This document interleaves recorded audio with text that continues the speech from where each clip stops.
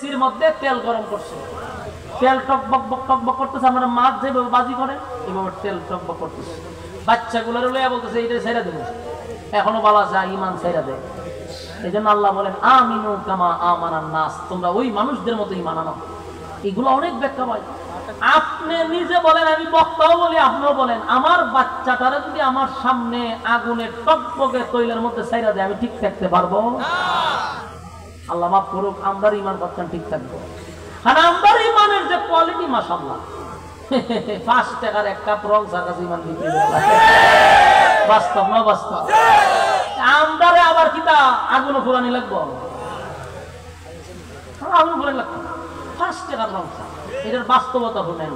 কোন নির্বাচনের একটা মৌসুম হয়েছে না, গরু মার্কা, বৈশ মার্কা, ছাগল মার্কা, হ্যাঁ দাঁড়াইব। তো দেখবেন গ্রামগঞ্জের শাস্টল গুলা এখন ফুল ফিকাপ থাকে, ঠিক নেই? দেখবেন এই গ্রামগঞ্জের শাস্টল গুলাতে এখন কোন চেয়ার খালি নাই, এটা সংসদ বানায় রাখছে। আর মাননীয় স্পিকার হলো ক্যাশবাস্কর সামনে যে বসে থাকে, তার বাবু অন্যরকম, কোনো কাস্টমারের কোনো হিসাব নাই। তো দেখবেন বসে থাকে, সারাদিন লড়ে না। আজ মাগরিবের ভর্তিতে বয় রাতে 10টা পর্যন্ত উড়ে না, মাঠ নাইতেছে তো সবকিছু।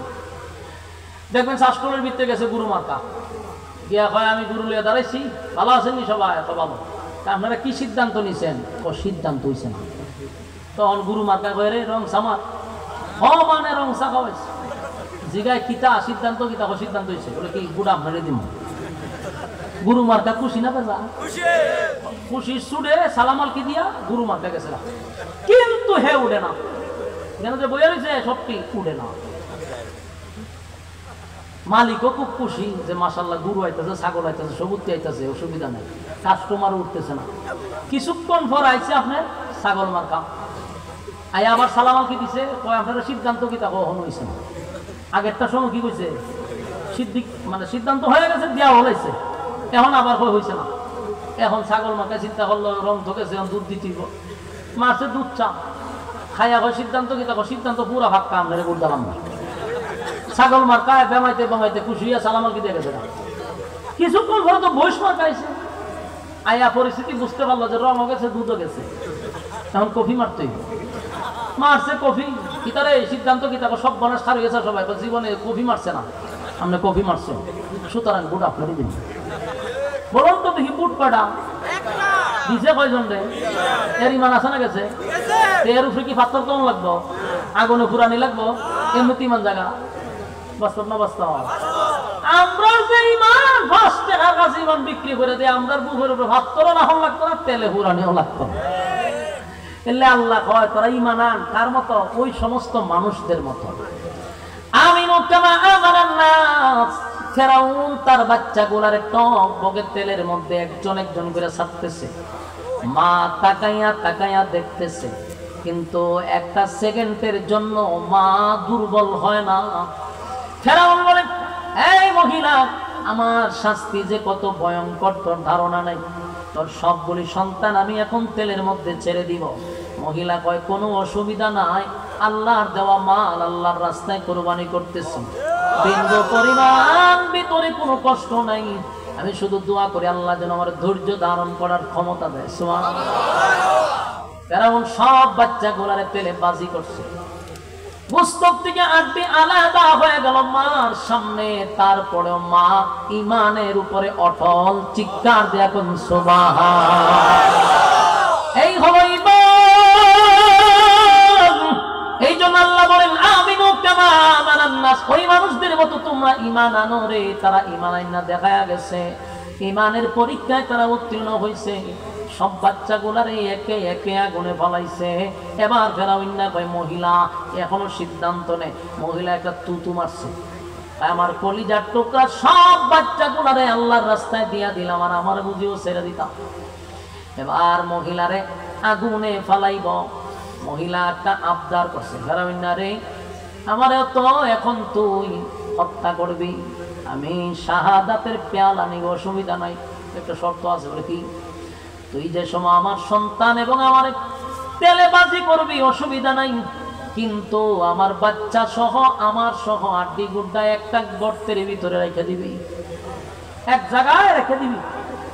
তার কারণ হলো কিয়ামতের কঠিন ময়দানে যারে যেই জায়গায় খবর দেওয়া হয়েছে ওই মানুষটা সেখান থেকে উঠতে দাঁড়াবে। আপনাদের লাঙ্গলকোটের মানুষ হবিগঞ্জে গিয়া দাঁড়াবে না, হবিগঞ্জের মানুষ লাঙ্গলকোটায় দাঁড়াবে না, যারে যেখানে কবর দেওয়া হয়েছে রে ঠিক ওখান থেকেই দাঁড়াবে। মহিলার কথা বলো, একটা কবর থেকে আমার বাচ্চাদেরকে নিয়ে আল্লাহর সামনে দাঁড়াবো। আল্লাহ আপনার রাস্তায় আমার বাচ্চাগুলা সহ জীবন দিছি। এই মহিলার আবদার কিন্তু ফেরাউন রাখছে। ফেরাউন না এবার গর্বের সাথে মানে সে তো হত্যা করছে সবাই রে, ভয় দেখাইছে, দেখাইয়া ঘরে গেছে। গিয়া আসিয়া রেখা আসিয়া শুনছ বলে কি আমার ঘরের দাসী তো আমার খুদা মানত না, সেটা কি তুমি জানো? বলে হ জানি। তারা নক সভ্য না, এটাও জানো? বলে হ কেমনে জানছো? বলে হ তোমার তো খুদা মানে না। তারা অন্য মাইরা লিখছেন মহিলারে বাচ্চা সহ মাইরা লিখছে। আসিয়া কয় তুমি তো জানেন, তুমি তোমার ভাই মানে না মানে খুদা। মেজাজ গরম হয়ে গেছে। আসিয়া উঠতে কইছে খুদা তো তোর, আমিও মানি না। ফেরাউন মাথা তার দেখো সব বনাশ করেছে, সব বনাশ করেছে। খুদার বউ যদি খুদিয়ে খুদা না মানে, আমি না খুদা তুমি না খুদি, আমার যদি খুদা মানো না তুমি, ঘটনা কিতা কইলা মান সম্মান করে রাখবো। আসিয়া কয় কোন অ্যাঙ্গেলে তোর খুদা মনে হয়? তোর লইয়া তো সংসার করতেছি, অত বড় পম্পাস্টিক মার্ক এক না, তোর লইয়া তো সংসার করতেছি দেখতে বেশি। ফেরাউন না আর কোনো কথা নেই, পাগল হয়ে গেছে। ফেরাউন না যেন গরো না বইয়া দৌড় দিছে বন্ধুর কাছে। একটা কথা ইয়াদ রাখবেন, যত বড় নেতাই হোক আর যত বড় রাজনীতিবিদই হোক এতটা খারাপ থাকে না যতটা খারাপ থাকে তার সাইনসাগুলি। নেতার থেকে সাইনসারি বদমাইশ থাকে বেশি। নেতারে যত প্রযুক্তি বুদ্ধি দেয় এটিল সাইনসা। ফেরাউনের একটা সাইনসা ছিল, এটিল হামাইন্না। হামাইন্নার কাছে গিয়ে দুস্থ বলে ঘটনা করছে। বলে কি? বলে আমার বউ খুদার বউ খুদি, আমার খুদা মানে না, আমি কি করি? হামাইন্না দুস্থ, এটা তো মারাত্মক সমস্যা, মান সম্মান টানাটানি। খুদার বউ যদি খুদাই না মানে তাহলে মানুষকে বুঝায় কি করবা? এক কাজ করো, আসিয়ারে কঠিন শাস্তি দাও।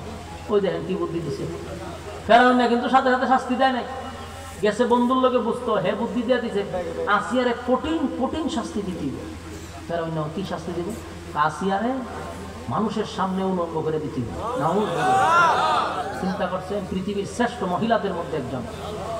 ফেরাউন না কত বড় মাথা মোটা, নিজের বুদ্ধিতে কাজ করে না। এই হামাইন্নার কথা হামাইন্না কইছে লেগে আসিয়ারে গ্রেপ্তার করছে।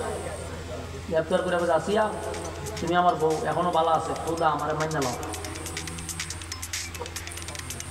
মানছে ওইটা কখনো হতে পারে না। আমার রব যিনি তিনি এক অদ্বিতীয়, ওনার সাথী নাই সঙ্গী নাই, উনি জন্ম নেয় নাই জন্ম দেয় নাই।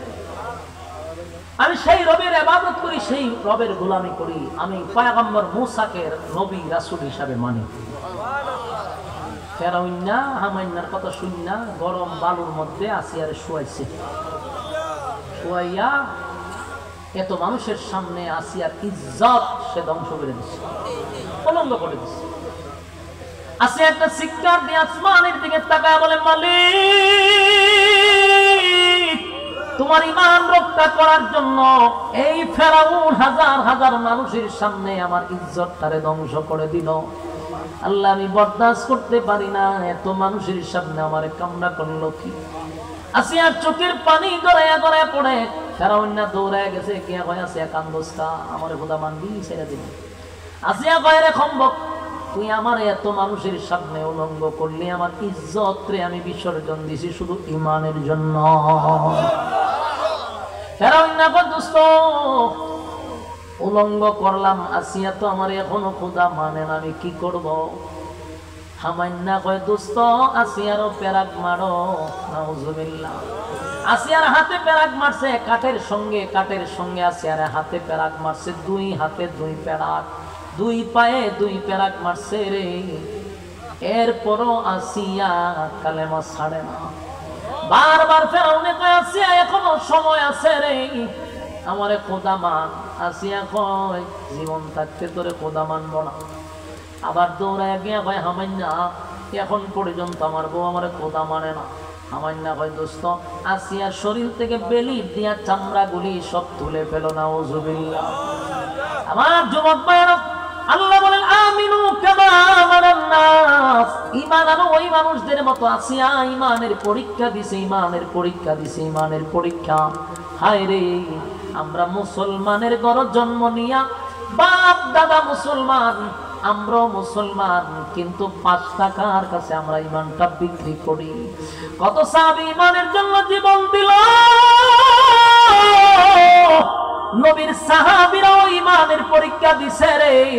এই জন্য আমিনু কামা আমানান নাস দিয়া সাহাবায়ে কেরামদেরকেও বোঝায়। সাহাবায়ে কেরাম ইমানের জন্য জীবন দিছে, জীবন দিছে, এমনকি ইমানের জন্য সাহাবায়ে কেরাম ইজ্জত দিছে। কথা বুঝতেছেন? আল্লাহর নবীর এক সাহাবী নাম ছিল আব্দুল উজ্জা। আব্দুল উজ্জা নাম ছিল। এটা কোরআনের সাথে সাংঘর্ষিক। এই সাহাবী, ওই লোকটা নবীর কাছে কালেমা পড়ছে, ঈমান আনছে। ঈমান আনার পরে কিছুদিন গোপনে গোপনে কালেমার দাওয়াত দিছে। কিন্তু এই লোকটা ছিল বড় লোক, টাকাওয়ালা, শিল্পপতি। কিন্তু একদিন তার চাচা তার কাছ থেকে শুনতে পারলো সে নাকি আব্দুল্লাহর পুত্র মুহাম্মদ সাল্লাল্লাহু আলাইহি সাল্লামের কাছে ঈমান আনছে। তার চাচা বলল, ভাতিজা, ঘটনা কি সত্য? বলে, কি, তুমি নাকি ঈমান আনছো? বলো, হ। আমার নাম আজকে থেকে আব্দুল্লাহ, আমার নবী আমার নাম রেখে দিছে। সুবহানাল্লাহ। চাচার মেজাজ গেছে গরম হইয়া, ভাতিজা রে, তোর বাবা নাই, তোর সম্পদ গুলো আমি দেখাশোনা করি, তোর লেখাপড়া করাইছি, ব্যবসা শিখাইছি, তুই যদি কালেমা পড়স তাহলে ভয়ঙ্কর শাস্তি দেওয়া হবে, এমনকি বাপের সম্পত্তি থেকে আমি তোরে দূরে সরাইয়া দিব। সব কথা শোনার পর আব্দুল্লাহ বলে, চাচা, এমন এক জিনিস পাইছি, ইমানের জন্য যদি পৃথিবী ছাড়তে হয় আমি আব্দুল্লাহ ছেড়ে দিব, কোনো অসুবিধা না। সারা চাচা তারে বেধুর মার মারছে, চাবুক দিয়া বাইরেছে, মারতে মারতে মারতে মারতে রক্তাক্ত করে দিছে, কিন্তু এখনো সে ঈমান ছাড়ে না। একটা পর্যায়ে আব্দুল্লাহ রে সম্পত্তির থেকেও একেবারে বঞ্চিত করছে। আব্দুল্লাহ মনে কোনো কষ্ট নাই, ঈমান আনছে, সেই আনন্দে সে আনন্দিত। এবার ভাতিজাকে বলল, ভাতিজা, তুমি এখন চলে যেতে পারো, এই সম্পত্তিতে তোমার কোনো অধিকার নাই। ভাতিজা বলল, চাচা, আমারও কোনো আকর্ষণ নাই। বিদায় করে দেয়, কিন্তু আবার তাকে ধরে আনে, আইনা কয়, এই যে কাপড় পরছো, শরীরে যে কাপড় আছে, সেটাও কিন্তু আমার টাকার কিনা। তুমি যদি মুহাম্মদের কাছে যেতে চাও তাহলে উলঙ্গ অবস্থায় যেতে হবে। নাউজুবিল্লাহ। আমার যুবক ভাইরা, এই কুমিল্লার মানুষ, ঈমান কারে কয় গো? ঈমান কারে কয়? ঈমান কারে কয়? আজকে শুধু ঈমানের কথাটাই শুই না যান। ঈমান কারে কয়? ঈমান কারে কয়? ওই সাহাবী উলঙ্গ করে দিল, চাচার উদ্দেশ্য ছিল উলঙ্গ করে দিলে শরমে লজ্জায় আর মুহাম্মদের কাছে যাবে না, কিন্তু ভাতিজা উলঙ্গ হয়ে গেছে, লজ্জাস্থানে একটা হাত দিয়া ধরে রাখছে আর বলতেছে, চাচা, কাপড় লাগবে না।